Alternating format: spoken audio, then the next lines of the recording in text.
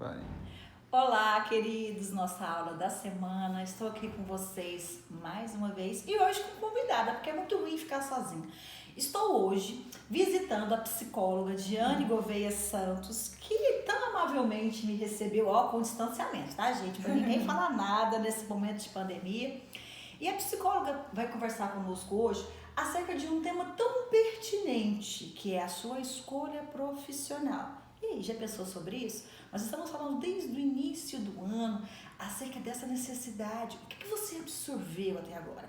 Vocês mesmos mandaram perguntas que eu farei agora para a Diane e creio que ela vai responder com bastante clareza. Diane?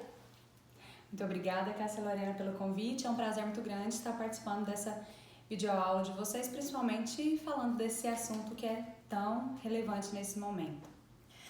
Pois é, escolha profissional. Parece que assusta, né? Dá até aquele frio na barriga. E tanta coisa foi repensada nesse momento de pandemia, porque tudo que a gente sabia, tudo que a gente achava que não sabia, mudou. Nós somos surpreendidos. Estamos agora em uma situação de incerteza. A escolha profissional, ela pode ser influenciada por essas situações incertas? Com certeza, Cássia. Existe em nós uma atenção seletiva quando algo engatilha no nosso cérebro a possibilidade ou a oportunidade de ter um maior foco. Então, se você está tentando ou ajudando seu pai ou sua mãe a olhar um carro, você vai ver que quando você andar na rua, você sempre vai ver aquele modelo que a família está escolhendo e você nunca vai, como se diz, você nunca parou para ver a quantidade de carros que tem daquele modelo, como na atenção seletiva, quando você condiciona o seu cérebro para pensar naquilo. Nesse momento, profissionalmente falando, a atenção seletiva está para os serviços essenciais.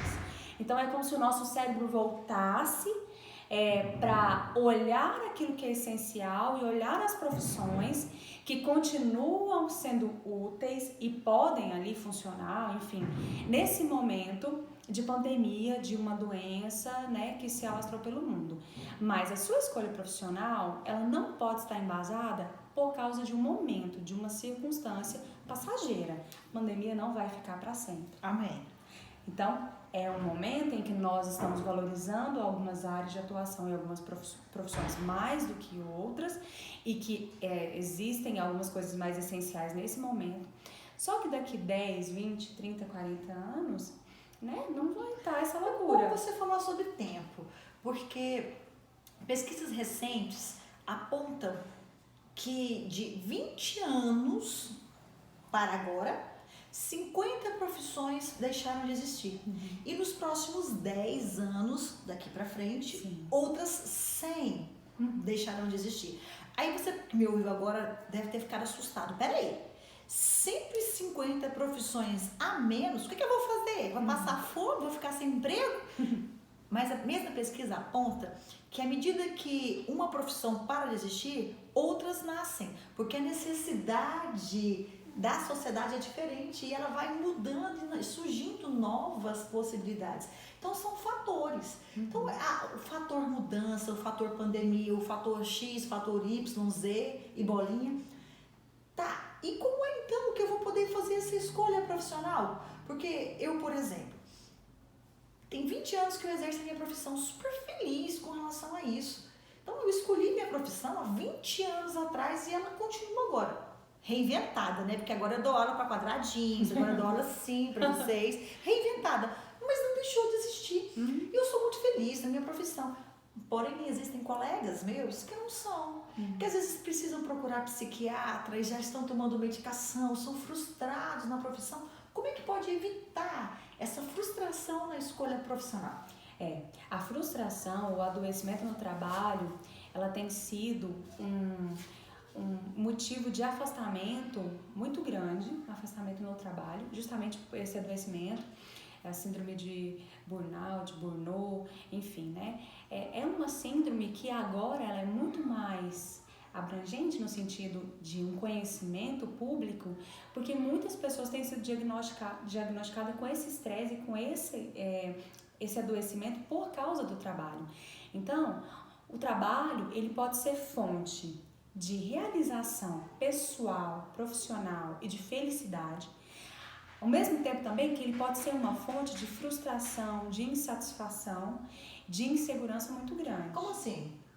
Se eu faço algo, se eu trabalho com algo que não me traz prazer, não me traz realização, que não está condizente com o meu projeto de vida, com o meu propósito de vida. Legal. Se eu faço uma escolha meramente pela remuneração ou para seguir uma linhagem familiar, porque o meu pai, o meu avô, o meu tio, enfim, se eu não escolho algo que é compatível com a minha personalidade e eu não tenho prazer no trabalho, a probabilidade de eu adoecer é muito grande.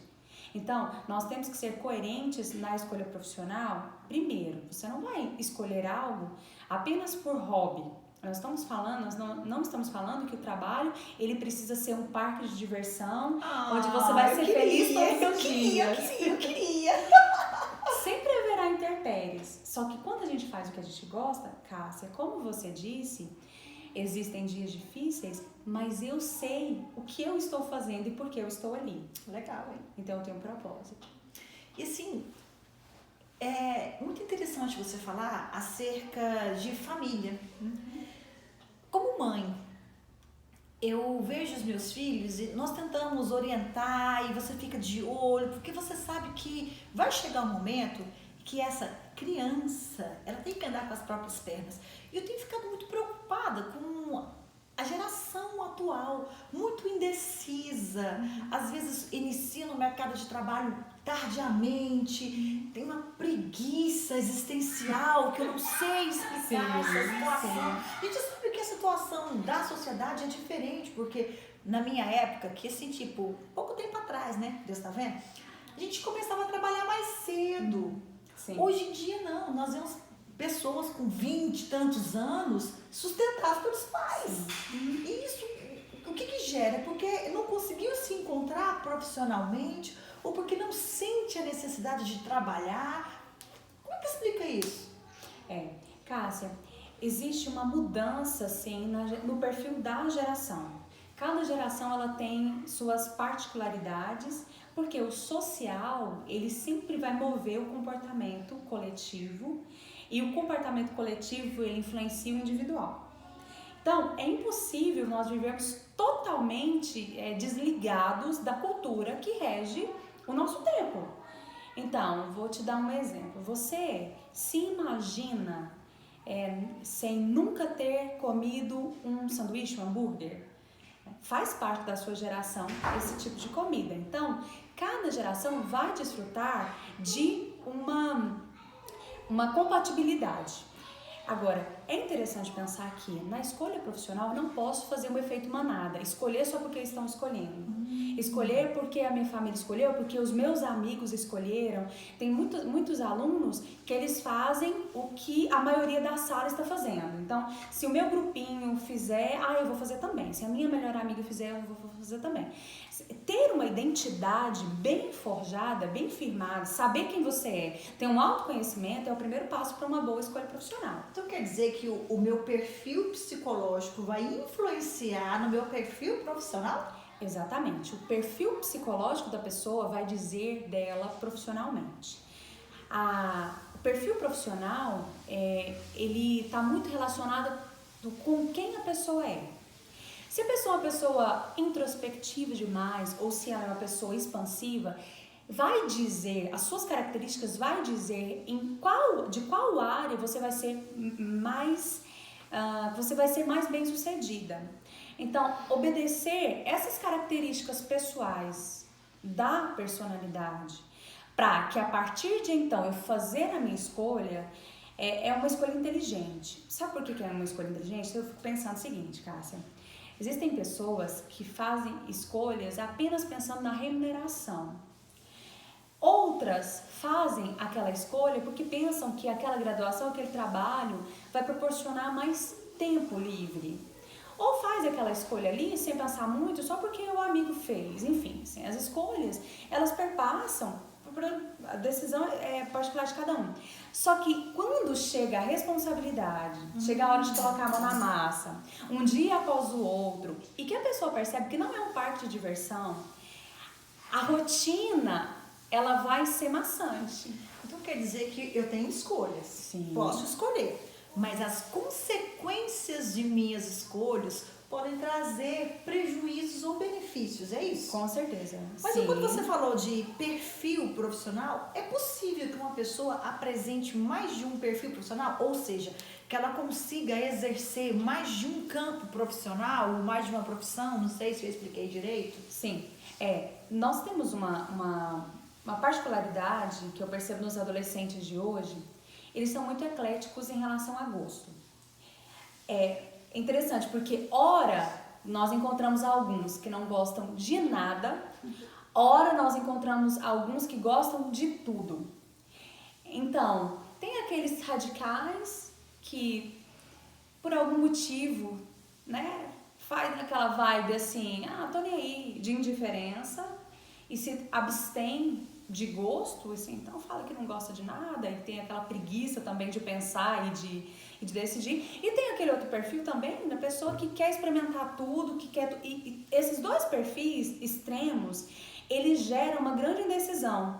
Porque não tem como você trabalhar com muitas profissões. A você aí que sonha ser médico, dentista, advogado, pastor, artista, tudo ao mesmo tempo. Não tem como, você vai ter que escolher uma carreira. Então, se você pensa na área artística como uma possibilidade profissional, né, você tem que ver que caminhos precisa percorrer para isso. Se você quer ser um médico, né, existe critérios e uma rotina de estudo para conseguir entrar numa graduação tão complexa como da medicina. Se você quer fazer direito e quer seguir essa área, né, você tem que ver os caminhos aí que você precisa percorrer para essa graduação. Cada pessoa, ela tem que estar ciente de que a escolha dela vai ter consequências, mas mais do que isso, o meu perfil de personalidade, ele vai dizer do meu perfil profissional. Só que uma personalidade pode, dentro dela cabe vários perfis profissionais. Ah, legal. Como assim? Vários perfis. Uma pessoa extrovertida e ela tem uma personalidade expansiva, ela pode, talvez fazendo um teste de orientação vocacional, se deparar com algumas áreas lá no quesito quantitativo do teste, que vão ser compatíveis de pontuação, em que ela pode, por exemplo, escolher áreas em que precisa de oratória, precisa falar em público, mas outras áreas que não precisam falar em público, mas que têm um interesse no humano. Então, existem muitas áreas profissionais que vão estar, sim, compatíveis com o perfil de personalidade. Entendi. Então, quer dizer que, às vezes, você pode estar aí meio confuso, porque dentro de uma área profissional, existem várias profissões. Sim. Porque a área é algo grande, que são as coisas afins, que são parecidas dentro daquele campo, que estão ligadas. E é nesse momento que você vai precisar afunilar. Agora, como que a pessoa pode afunilar, Diane, uma área profissional e definir dentro de algo tão grande um ponto para exercer? Sim, por exemplo, o campo da área da saúde e biológicas. É um campo que contempla, por exemplo, medicina, enfermagem, biologia marinha, técnico de enfermagem, radiologia, enfim, né? Esses temas que estão em evidência nesse momento.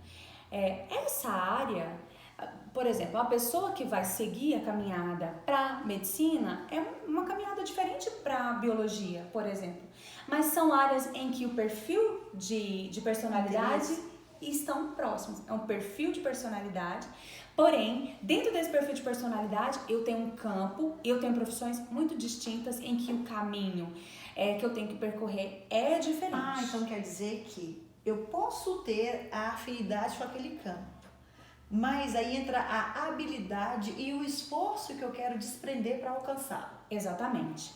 Eu posso ter qualidades e isso pode ser compatível com a minha personalidade, eu posso ter muitas qualidades. Só que as minhas qualidades, elas precisam ser colocadas de maneira coerente com os interesses e com as habilidades. Qualidade por si só não diz nada. Tá, e eu quero fazer uma pergunta para você sobre reprogramação da mente. Eu não sei se eu vou conseguir explicar isso direito, mas Digamos que uma pessoa, hoje, você que está me ouvindo, que é louco para fazer medicina, mas as suas notas estão baixas, você tem até afinidade com essa área, mas falta a habilidade intelectual. Nesse momento, o conteúdo que você apresenta, suas notas de simulado, sua nota de redação, não está legal. É possível uma pessoa com esse rendimento em, digamos assim, em intelectual mesmo, pedagógico, baixo, se reprogramar para conseguir alcançar e atingir esse objetivo profissional com maior esforço? Cássia, é tão interessante porque, eu vou dizer, é muito importante você aproveitar a oportunidade que você tem, sabe? E absorver o máximo de tudo que os seus professores ensinam, coma os livros que você tem, é um privilégio poder estudar. Só que nota por si só não diz de uma capacidade de resistência no Enem da vida. O Enem, ele diz muito mais de uma capacidade de resiliência e de resistência, porque é uma prova complexa, é uma prova que mexe com o emocional dos alunos. Então, talvez um outro aluno mediano, que talvez não teve as melhores notas do ano, porém, ele é um aluno que ele tem tranquilidade e a frieza necessária de não se desesperar, e ele tem a resiliência necessária para fazer uma prova tranquilo. Então ele tem um emocional equilibrado. Ele talvez pode ter alguns pontos, uma nota um pouco mais alta do que aquele outro aluno, muito bem dotado, que consegue fechar todas as provas, que teoricamente ele é excelente, só que emocionalmente ele é frágil. Então, mais do que uma escolha profissional e bons estudos, cuide das suas emoções. Tenha confiança em quem você é, tenha confiança no seu potencial e faça com tranquilidade. Importante, porque uma outra pergunta que os meninos mandaram aqui é sobre as áreas de atuação. Quer dizer que se eu escolho uma área X, meu irmão uma área Y, meu primo, meu colega, essa área mais concorrida torna um mais inteligente que o outro? De forma alguma. Não é porque alguém está almejando fazer medicina ou conseguiu passar ou faz, não quer dizer que aquela pessoa tenha um QI mais elevado ou qualquer coisa nesse tipo em relação ao outro que escolheu pedagogia, psicologia, direito, odonto, enfim. Só porque um curso ele é mais concorrido, isso não é uma prova de QI. Prova de QI você tem que fazer num consultório psicológico e é outra história.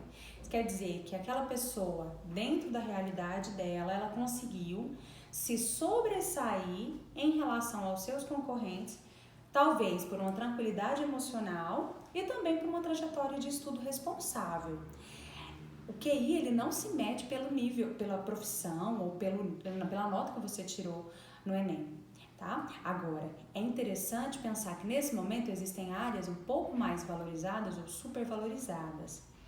Só que eu vou te falar, tem muitas áreas que ainda não estão num conhecimento amplo, Cássia, que tem surgido por aí, que não é muito dito, mas são áreas que são tão promissoras que futuramente vão produzir uma remuneração muito mais alta do que essas áreas tradicionais que hoje nós falamos. E, inclusive, eu fiquei impressionada com uma pesquisa recente, que nessa época agora, quando eu falo agora não é por causa da pandemia não, tá? Quando eu falo agora é da atualidade.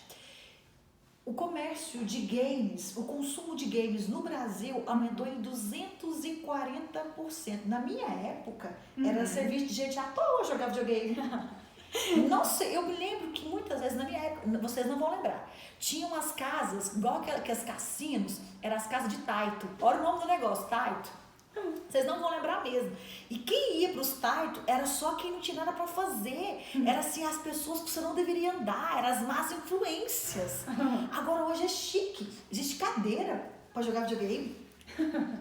Cada cara linda, negócio chique, sabe aquele negócio? 240%. Não deixa sua mãe ouvir isso, tá?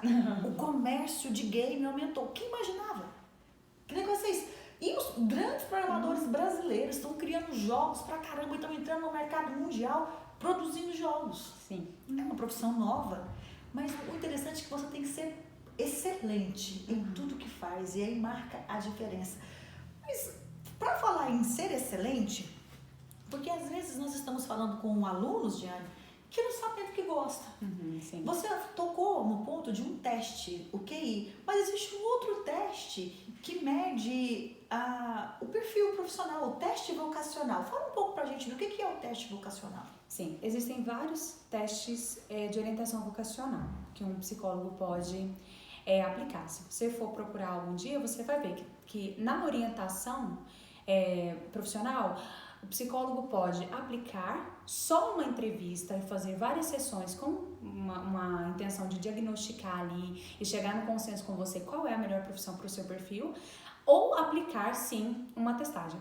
Existem vários testes. Eu gosto muito do IP, que é avaliação de interesse profissional, só que existem outros. Agora, é importante pensar no teste porque ele te dá uma separação dos campos profissionais. Então, esse particularmente tem 10 grandes campos e ele norteia em relação ao interesse. Então, não é uma análise, como é que eu vou falar? Não é uma bola de cristal, é uma análise conforme os seus interesses que você vai dizer ali nas perguntas, e conforme os seus interesses ele vai dizer qual campo de fato é mais próximo com a realidade dos seus interesses e das qualidades que você apresenta profissionalmente falando.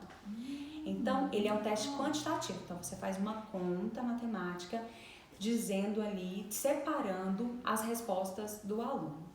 Tá, e eu fico preocupada porque nessa era digital existem muitas coisas que são feitas sem a presença do profissional. Esses testes que a gente vê na internet, eles têm um valor, eles são de confiança, eles ajudam de alguma forma? Esses testes da internet, alguns são sérios.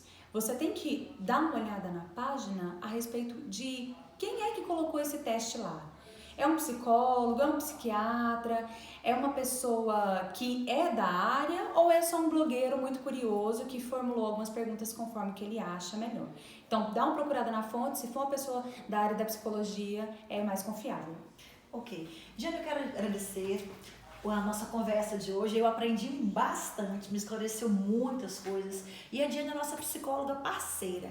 Eu creio que quando nós voltarmos, e nós vamos voltar em breve, certo? Nós teremos o teste vocacional feito para vocês e com vocês, na verdade. Fica de olho nisso. Pensa direitinho em tudo que foi falado aqui hoje e começa a abrir esse leque mental de como é que você vai escolher. Não se feche e não se conforme com a dúvida. A dúvida, ela precisa gerar pesquisa, ela precisa gerar o diálogo e a partir daí você vai nortear escolhas. Nós não podemos escolher pura e simplesmente por escolher. É necessário diálogo, é necessário pensamento. E essa é a nossa função de hoje. Muito obrigada, Diana. Eu agradeço. Prazer estar com você. E eu creio que muito em breve você estará com a gente mesmo, ao vivo, fazendo os testes vocacionais. Sim, Deus quiser, logo isso tudo vai passar e aí a gente vai poder se encontrar pessoalmente e também falar com mais talvez tranquilidade, esclarecendo as dúvidas pessoalmente dos alunos do militar. Um abraço e que vocês possam fazer uma escolha responsável e, claro, com a consciência de que não importa o que vocês façam, faça aquilo em que você realmente vai se encontrar, ser satisfeito e ter um propósito de vida naquilo. Muito bem. Meninos, beijo no coração de vocês e até a semana que vem.